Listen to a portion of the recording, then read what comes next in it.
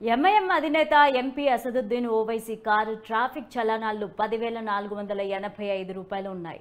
చలానాలన్నీ కూడా ఓవర్ స్పీడ్లో ఉన్నవే అని గమనార్హం.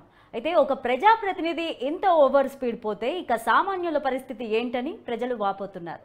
ఎంపీ వాహనం మీద అన్ని చలానాలు ఉన్నా కూడా ట్రాఫిక్ పోలీసులు ఎందుకు పట్టించుకోవట్లేదని, అదే సామాన్య ప్రజల వాహనాల చలానాలను ముక్కుపిండి వసూలు చేస్తారని, అసదుద్దీన్ ఓవైసీ వాహన చలానాలను ఎందుకు వసూలు చేయట్లేదని పలువురు ప్రశ్నిస్తున్నారు.